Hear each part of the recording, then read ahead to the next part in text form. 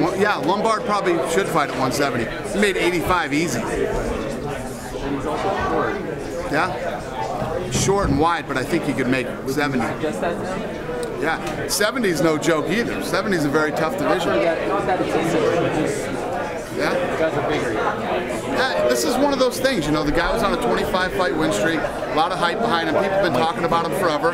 You know, guys that fight in other organizations end up in top 10 rankings, and it's a whole other world over here, man. What you're saying is nothing involves Anderson right now, it's other fights. Yeah, nothing involves Anderson, you know. If I had to right now, if we said, hey, listen, we have to make a fight right now for Anderson because Anderson wants to fight in 2 months, I'd do the Weidman fight. You know what I mean? Right. Do you have an idea when Anderson wants to fight? Have you talked to him? No, I haven't talked to him yet. He does want to fight. He's ready to go again, but I haven't talked to him yet, so we'll see what happens. Think we might see him before the end of the year then? Yeah, maybe. Maybe, or right after. Right after. Yeah, it's, I personally, me talking as a fan, not as the promoter, he looked scared to fight tonight. He'd throw one punch and then clinch, one punch and then clinch. You know, he was fighting scared instead of fighting like the old Czech Congo. So I don't go out and say, oh God, what are we gonna do? He had a shitty performance tonight. He'll be on another card against somebody that he won't be able to one punch and clinch against. Well, just, you know, he said that his shoulder is dislocated, his clavicle after the fight. I mean, it is sticking out. The guy couldn't even move, and he said it was a pre-existing injury for whatever that's worth. I know what Rampage loves us one minute, hates us the next. So loves the sport, hates it the next. Loves the media. What's the relationship right now with him? Yeah, I don't have that kind of relationship with Rampage at all. I don't dislike or hate him. You know, it's all good. It's up to him. It's his life. You know, it's not one of these things where I'm like, oh God, Rampage, don't do it. It's Rampage's life. If you decide you don't want to be here anymore, or you don't want to fight anymore, we're not going to hold you down and keep you to it. And me and Rampage had this conversation because I said this before, and he said, really, if that's true, then cut me from my contract right now. And I said, dude, we've had your back every step of the way. We've honored every contract that we've ever had with you. Honor yours. And he said, fair enough. That is true, and you're right, and I will honor my contract. But I mean, really, honestly, what do you do about the problems that you've been having lately? Is that something you need to sit down with the commissions? I mean, how do you really remedy this situation? They don't want to sit down with me. I mean, we'll leave that up to Lorenzo. Lorenzo's the diplomat here. I will always be vocal. I will always say exactly what I think and how I feel about it. I would have to say that I am probably the most vocal promoter on the planet when it comes to officiating. And I'm not just talking about mixed martial arts. I'm talking about boxing too. If this doesn't get fixed, it just absolutely crushes the sport. It's so bad. So how does it get fixed then, honestly? How does it get fixed? I know you say they don't listen to you, but it's your livelihood too, it's your business. These athletic commissions are put in place to provide judges and referees to be fair, to know what they're doing, to be professional, and to score. It's like the kick to the body tonight. That was a kick to the body, and Rosenthal jumps in the middle because he thought it was a kick to the groin. Come on, man, you're standing right there. Open your eyes, pay attention. Pay attention. This is what you're getting paid to do. This is what you do. You choose to do this. If you don't want to do it 100%, don't do it. Go do something else. You know, there's a difference between a kick the fight could have been ended right there, right? And that's a situation where he doesn't see it. He stops the action, gets half-assed in there, right? Instead of making a clear, decisive decision. And what if Riddle lost the fight after that?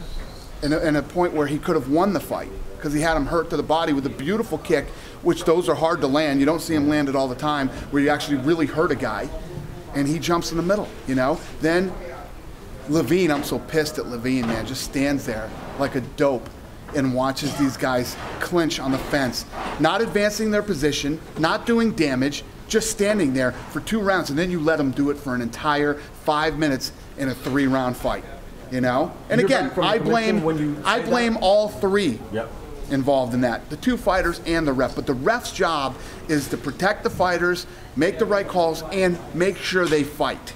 So why don't you think then that they are held accountable or can't be? Like, I mean, if they have a bad night, then when we have bad nights, you know, you're either reprimanded, you're suspended, you do whatever. Don't you think then commissions should do the same, or are you feeling that they take it out on you because you're so outspoken about it? No, it is true. I think that any job you have and you don't do your job, you get reprimanded, you know, or you get suspended. Yeah. You're suspended for 3 fights, and you have to, you know, they have some kind of a class that you have to sit in and watch the fights and see what you did wrong. You know, if there's no accountability, who cares? I mean, yeah, I made a mistake. And listen, refs and judges will make mistakes, but I mean, things like that, the difference between a groin shot and a body shot, you know. And if you look tonight, it was too far away, so you screw this kid out of the KO, yeah. right? You miss a kick to the body that you think is a kick to the groin.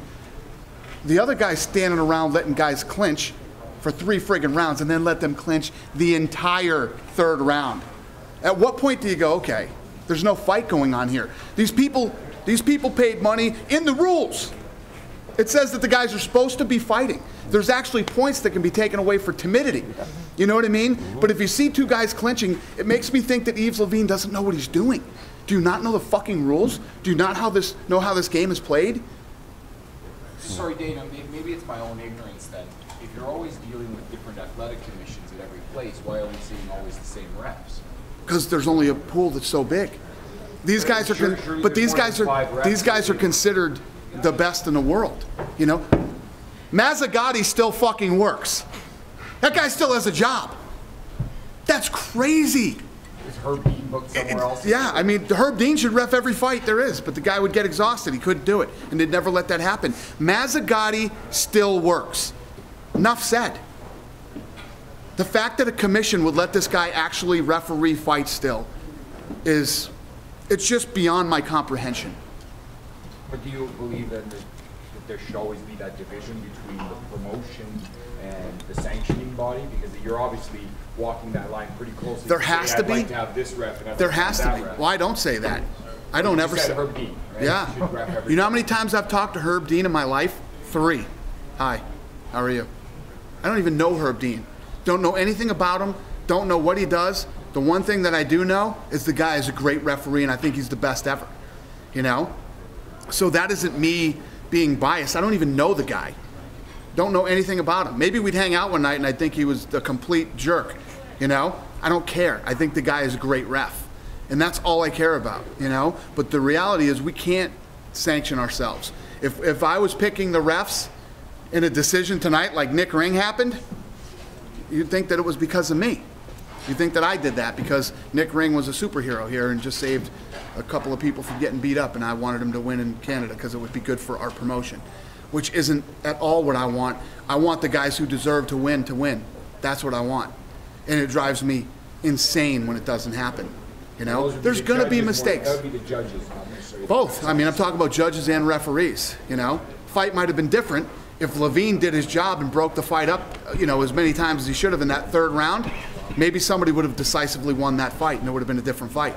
So does it come down to the people then in place, Dana, or is there still something that can be done to the rules itself to clarify? There have been changes now to the ABC rules. They've amended some stuff, and it seems it just makes it murkier. No, I think it's about the guys knowing what the rules are. I mean, even common sense would tell you.